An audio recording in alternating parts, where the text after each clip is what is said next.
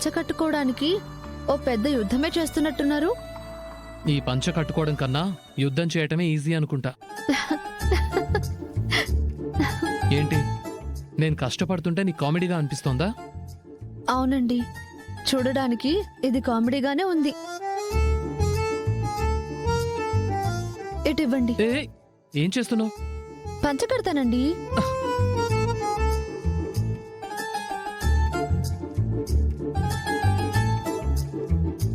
ఏంటండి అలా ముడుచుకుపోయారు? ఇలా నేను మీకు పంచ కడుతున్నాను అంటే మీరు ఫ్రెండ్లీగానే తీసుకోవచ్చుగా.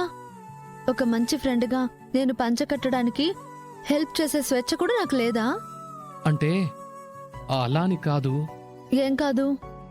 ఇక చాలా ఆపుతావా? ఆయన మోసేవాడికి తెలుస్తుంది బరువు. చూసే నీకు కామెడీగానే ఉంటుంది. ఇక చాలా ఆపండి.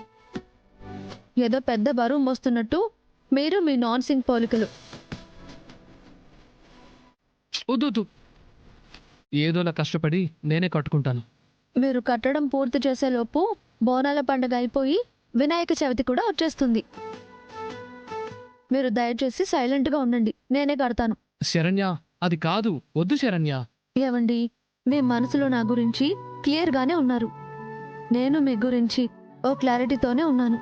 సో ఇప్పుడు ప్రాబ్లం ఏముంది చెప్పండి? ఏం లేదు కదా.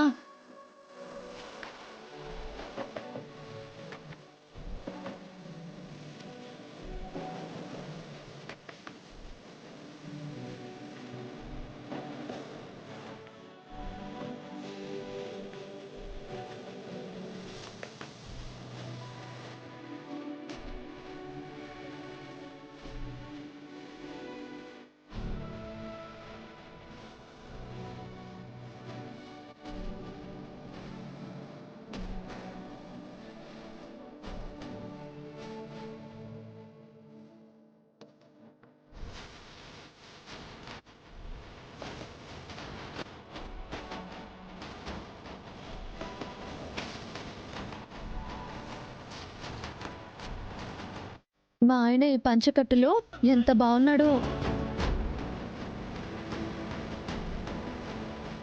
మీకు నా దిష్టే తగిలేలా ఉంటే బయట వాళ్ళ దిష్టి ఇంకెంత తగులుతుందో. కూర్చోండి. శరణ్య, అది కాదు. కూర్చోండి.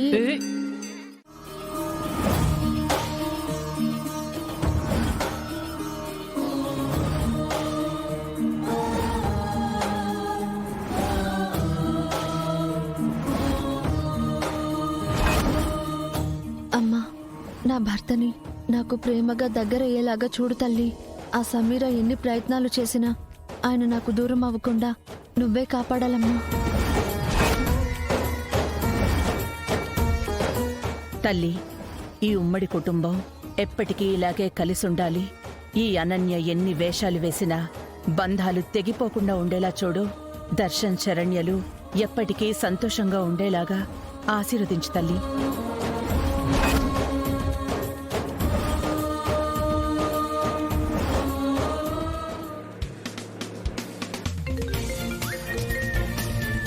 అమ్మా, నాన్న ఫోన్ చేస్తున్నారు.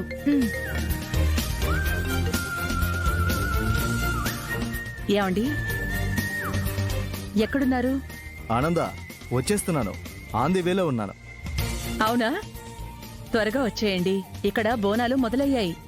గుడి దగ్గరకు వచ్చేసేయండి. అలాగే ఆనంద.